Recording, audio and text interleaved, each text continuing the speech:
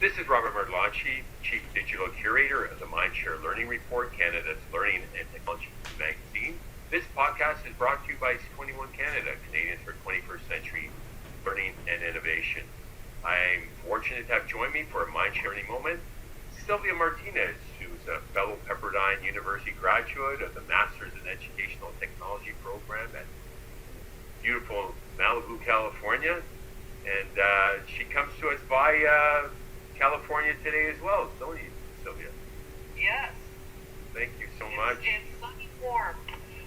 Well, Sylvia also holds a bachelor's degree in electrical engineering from UCLA. She's co-authored a bestseller, Meant to Learn, Making, Tinkering, and Engineering in the Classroom. She's also a popular international keynote speaker. We must get you up to Toronto for our EdTech Summit next fall. How's that sound? And workshop leader and consultant. And good afternoon, and thank you for taking time out of your busy day to join me, Sylvia. Oh, thank you, Robert. It's been a while. Great to see you. Absolutely, likewise. So, congratulations on the success of Invent to Learn. What inspired it? So my co-author Gary Stager and I have been working with educational organizations for decades around the areas of project-based learning, authentic use of technology, and when this maker movement came along, that really made it easier with these amazing materials and tools and technology. We really saw the marriage of the two and wanted to build a bridge between education and the maker movement so that teachers could understand what the potential is for the tools and technology, and also to ground it and to situate it into good educational philosophy. So it's not just new, shiny new things that, right. It's not just a new thing. It's about real learning. Now, speaking of makerspaces, how would you define it for someone just getting into the space, if you will? No pun intended. Well, makerspaces is people have started to call them in schools. It's a combination of a wood shop, a craft studio, an art studio, a STEM lab, a science lab, all of the things that can be integrated with the very powerful tools and technology of the maker movement, but not throwing away the good stuff that works. Absolutely. Some things we have kids do, the stuff that they can really wrap their hands around, wrap their minds around, and it's kind of a new name for an old concept. Right. And so things do come full circle. I mean, when I look at, Dr. Seymour Pappert's, learning theory, the whole notion around creating and messing about and the constructivism approach to learning, it really, it was banging your head against the wall for a lot of years, and had a vision along with a lot of other innovators like yourself and Dr. Stager, who, it's not new to you. It's just kind of a convergence of, like you said, everything coming together. Well, I think it's not new to a lot of parents and teachers, too. Right. I think everybody has this sense that kids learn best when they're deeply interested and invested in something they care about. And it can take many forms. So it's not just about simply hands-on. We're not talking about right. just kids touching things. Right. It's about them constructing ideas, sharing them with others. So constructionism can extend to, a robot, sure, but also a poem or a dance or right. a sewable technology, a quilt, something that's important to you and can be shared in the community. Because when you share it in the community, you can talk about it, you can think about it, it becomes an object to think with. And, a classroom should be a learning community where your passions are shared. Absolutely. So the notion of makerspaces and reinventing it, how do you see that rejuvenating K-12? So I sense that you're suggesting it's cross-curricular, it's not just STEM. Right, absolutely. Because there is a bit of a misconception, right? I think there is a misconception that it's all about making circuits or printing 3D objects. Right. I also think there's a misconception that it has to be somewhere special. That maker spaces are very, far away, kids are going to go visit them, and then they're going to become makers somehow. I think that's a misconception. Absolutely. If I could just interject there, yeah. I was going to mention that is almost reminiscent of computer labs. You don't want that because we know that doesn't work. That's the direct analogy that we talk about in the book. Is that right. That's not a good, like you say, it's not a happy piece of history. Putting the computer lab far, far away gave permission for the rest of the school not to change. Right. So the idea of every classroom being a makerspace, I think, is a very powerful one. Wow. I think it's a shortcut. It's a cop-out for schools to say, okay, we built a makerspace, we've done Maker, now we're done. If we're not really reflecting on how that's changing our whole learning environment, right. we're not doing a whole job. So really, you're suggesting that I had a great experience in high school in technical shops before it went into business, and I got to experience building construction, architecture. I think every kid should experience auto mechanics. I mean, everything. Every kid should experience kind of a maker education in some way. Well, what are your thoughts on that? I definitely agree. I don't think that we should sort kids out into kids who do auto shop and kids who right. go to university.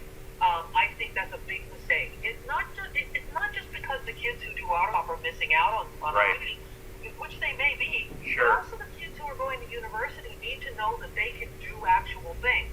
Universities keep complaining, oh, the kids just know how to take tests. Well, that's a problem we all need to fix.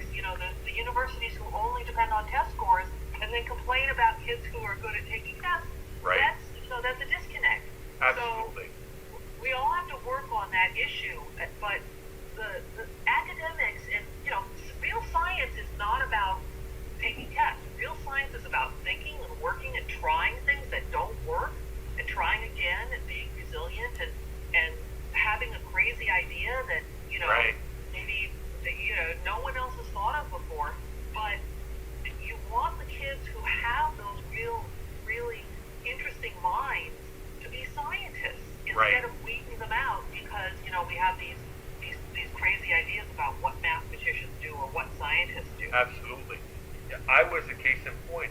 I was streamed into shops, and I made a hard right turn and decided, thanks to a teacher who was a great mentor to me, Mr. Everett, who said, the years of your 20s are the years of your should haves and could haves. And I thought, I think I should do this grade 13 thing because I don't want to limit myself. And I must confess, I did get a bit of grease on my painter pants in auto shop that kind of turned me off the tree. That inspired me a little bit too to go into the business side. But I had a blend of both, and I turned out okay. I'd like to think. I think that when you talk to people, and I've spoken to people right. all over the world, and they say similar things.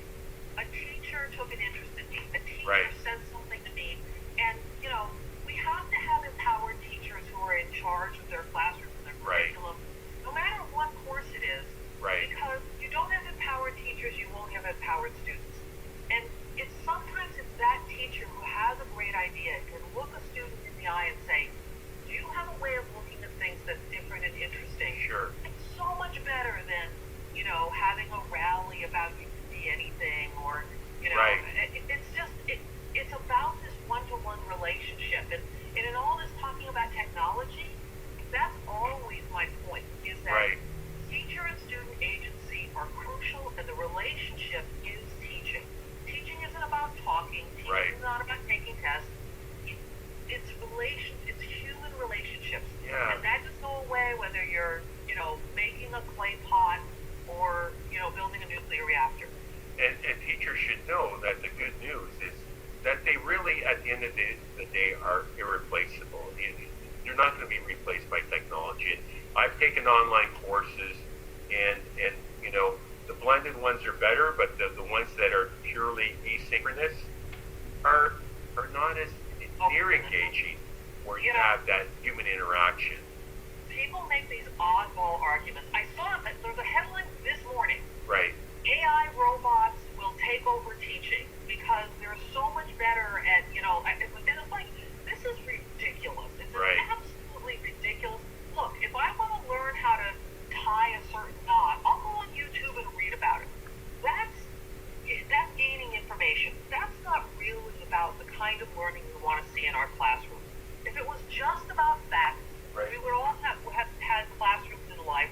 plug us in. Hang on. So I think the idea that, teachers could be replaced by AI or robots or videos is just ridiculous. It's all about relationships. If it weren't, we could go back to the 1920s or 1940s and just plop little babies in libraries and say, "Oh, we're done." No one thinks that because Right. it's so not true. But we get all bamboozled by technology, and it's definitely about relationship, Absolutely. trust, and agency. Yeah, and that whole engagement piece and bringing out and helping kids, believe in themselves and discover self-discovery and bring out the fullest potential is really, at the end of the day, what teachers can do for a student, right? Look, exactly. I mean, I go to a lot of technology conferences, and people say, "Oh, I so agree with you. Technology is so engaging," and I'm like, not really what I just said. But it's not the technology that's engaging. Yeah. It's being involved with something that's Right. hard to master, and it being important to you and important to your community that matters. You can't do engagement to kids. You can't Right. call on engagement. This is something that's an outcome of kids doing meaningful work. And I also, tie it to digital citizenship. We have a very narrow, impoverished definition of digital citizenship. We just tell kids the rules. Right. We think, "Oh, well, that's good enough." Citizenship is a two-way street. Citizenship means being a member of a community that values you, and Right. that gives you value. And if you don't feel that what you're doing is important, there's not going to be digital citizenship. There's not going to be agency and empowerment. Right. And some kids will work very hard at things that don't matter to them. That's compliance. Right. That's not what we really care about. Right. And look, imagine if all these kids who were just going through the motions were actually working on something they cared about. What an explosion of power and Absolutely. intellect we would have. I agree. So what advice do you offer educators who are kind of, at the cusp of, creating this makerspace? They have a desire to do it. Where would you be besides buying your book? Well, It's the first I step. just so happen to have a copy Oh, of fantastic. We do offer a lot of that kind of advice in the book. Right. There's a website called mentalor.com that has articles like getting started with your makerspace. I think probably the best piece of advice I can give to teachers Right. is to just do it. Do Right. something. Right. Don't let the perfect, "I don't have enough money, I don't have the right space," Sure. and then a year goes by, and don't let the perfect be the enemy of the good. Do something, and then do it again. Try it again. Right. And that's part of the advice for leaders, too, is you've got to be willing to let your teachers try something. This iterative design idea that's good for kids, well, it's not just good for kids, it's good for educational organizations, too. If you're going to, cut people off at the knees, if they try something, you're not going to get innovation. Absolutely. So speaking of which, we have this annual Classroom of the Future challenge, and we're giving away 3 makerspaces. So I would like to purchase 3 of the books to give to each of the winning schools. I will give you 3 books to give to the winning school. Oh, that's awesome. Well, thank you so much. And yeah, and autographs would be nice too. That would be very cool. That could happen. Yes. And One of the things we're also doing is trying to give voice to other educators who are doing this in their schools. We've published a number of books by educators, like this new one is called Making Science, Oh, and cool. it's by a science teacher who's doing middle school science in a makerspace science lab. And so, we want people to know it's not just the hand waving and theory. This right. is real people are actually doing this, and so can everybody. And on the website, they can be purchased on your website, which is Yes. CMK Press, Constructing Modern Knowledge Press, is our publishing website, and cmkpress.com has all of our books. They're available on Amazon. Fantastic. They're available to all the wholesalers and retailers and things like that. awesome. Now, on the speaking front, you travel the world, you and Dr. Steger, and what are you seeing around the world? How are we doing in North America? How are we doing relative to other countries, in Canada, U.S., and Finland, and I know Australia. You spent a bit of time in Australia. I think a lot of people are, thinking about how to make education more authentic. And no matter Right. where they are, if they're in a very test-centric system Right. or a more progressive system, everyone can do better. Everyone wants Right. to continually improve. So I think that's the big idea of MakerSpaces is it's not about some brand new thing that everyone should drop what they're doing and Right. rush off. It's Sure. about continuous improvement. It's about thinking about what you're already doing well and building on that. I'm a big believer in this, looking at this from a design perspective. And one of the first questions you ask is, what do you have that's working? So, Right. do you have a strong focus on community outreach? Do you have a strong, what do you believe as a school that's already in your culture? Right. Because that kind of thing you can build on. Well, Sylvia, incredible, amazing insights you shared with us today, and we definitely would like to bring you up next fall for a Tech Leadership Summit. So, Let's make it happen. yeah, that's What I awesome. did there, the joke, make it happen. No pun intended. Well, I shouldn't expect anything less from an awesome Pepperdine graduate. That was Sylvia Martinez, author, speaker, and consultant. My name is Robert Marglanchi, the Mindshare Learning Report. And until next time, keep the learning curve steep.